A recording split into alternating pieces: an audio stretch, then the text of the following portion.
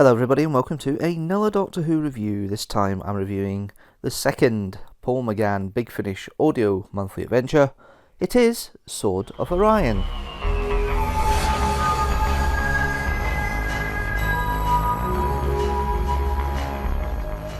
Okay, a quick rambling description of the plotline, as best I can, of this story. Ramsay the Vortisaur, that they picked up in Storm Warning, is not feeling the best. So the Doctor and Charley go to the Garazone Markets, an asteroid in the Orion sector. They go in to a bazaar shop where Vol, an engineer from a scrap merchant ship, has a sideline. They find a book that's suitable, and when they try to get back to the TARDIS, they find the TARDIS has been taken onto a scrap merchant ship. The new captain, Diva Jansen, seems a bit mysterious on this scrap ship, and they end up going to a starliner which is full of frozen Cybermen. Some of them have been gradually revived using emergency power. One by one, they make their way over to the scrap merchant ship that's arrived near the starliner and pick off the crew one by one, controlling them. The Doctor manages to escape from the scrap merchant liner and lands on the starliner ship. He is then discovered by the crew of the starliner as they go to explore. The Cybermen, as I say, want to try and take over the crew and control them. Initially though, a wee Cybermat is in the ship, takes away all the power, and is used as a device to control the half-converted people later on.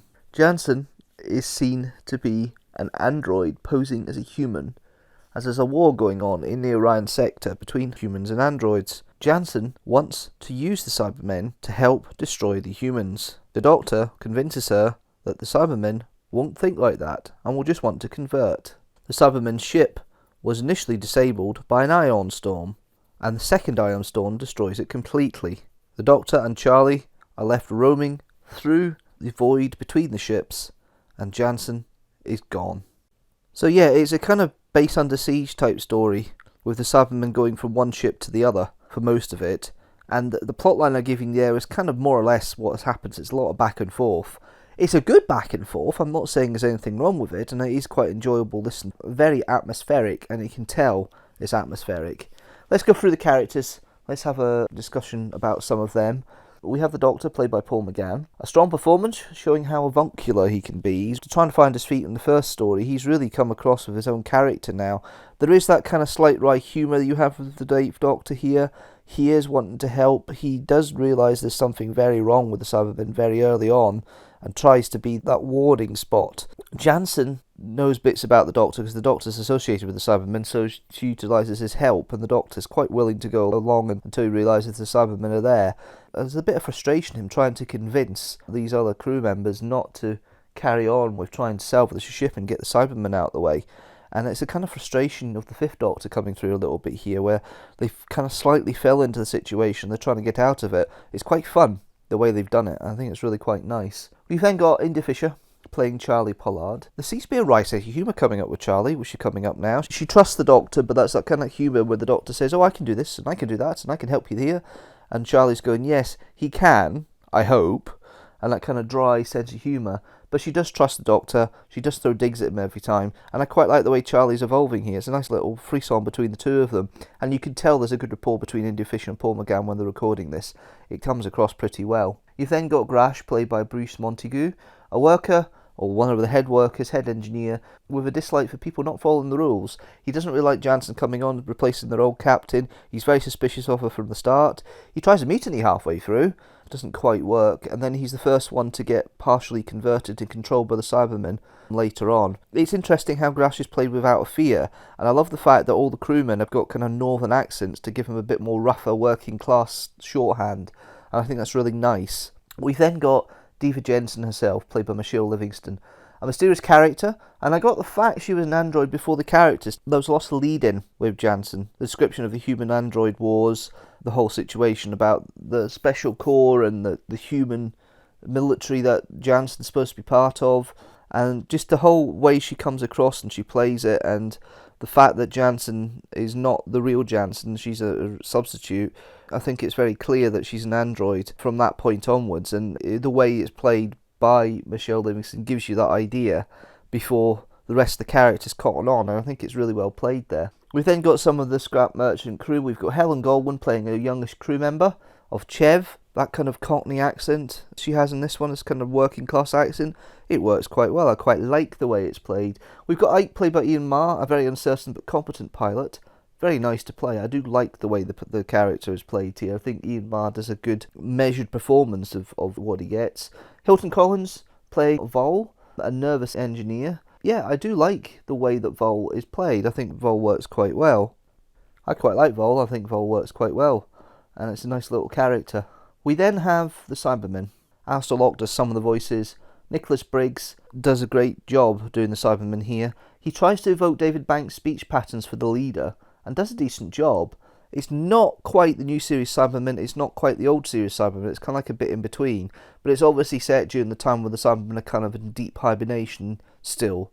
And they reference Telos, the fact that they've still got ice tombs and Telos. So it's kind of between Second Doctor and Sixth Doctor era Cybermen we're talking about here. It's not the more up-to-date Cybermen we get in Nemesis.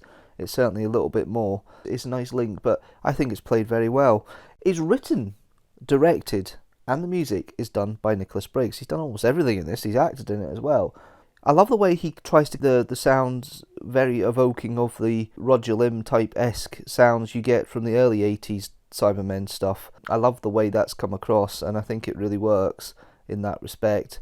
And the way it's been put across, it keeps with the spookiness factor, but enough for the story on its own. And the sound design is very atmospheric throughout, and I think it really does work well for that. The direction is very natural. You get the sense the actors have been asked to do very much their own thing, given the script let rip, and Nick Briggs' direction seems to work like that. It's the same with the Genocide Machine when he was directing that. You get the feeling the characters and the actors are allowed to breathe and allowed to put their own spin on it. And it really does feel like a more coherent piece for that, and I do like the way it's directed. I think it works quite well. Overall, I think it's a very solid story. I think it works quite well overall with what we've got, and for that, I would give it a rating of 3.5 TARDISes out of 5. Okay, let's see how Sword of Orion fits in with the rest of the reviews I've done so far. Sword of Orion fits in with the bulk of the Big Finish audio reviews I've done so far, a selection of which include Phantasmagoria, The Fearmonger, Red Dawn, The Shadow of the Scourge, The Mutant Phase, and Storm Warning. At the bottom are still 2 stories with 3 TARDIS out of 5, The Land of the Dead and Winter for the Adept, and at the top is the Apocalypse element with 4.5 TARDISes out of 5. That's it from me for this Big Finish audio review. Leave a comment down below, tell me what you think about Sword of Orion. Do you like it? Leave a comment down below. Do you not like it? Leave a comment down below.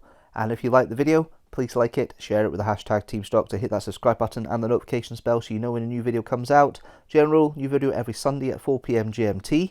It's not a review next week, it is an update on my favourite Doctors, and that list has been updated in preparation for the 60th anniversary, of course. And if you want to follow the socials, there's stuff on there. Every Thursday there's a From the Archive segment on the YouTube community tab and the Facebook page, so you can join them. We have X, formerly Twitter, we have Instagram, and we have Patreon. You can find all of the socials by searching for Deanstructor. That's it from me. Thanks guys for watching as always, and listening of course, and until next time, do you know what? I will see you later.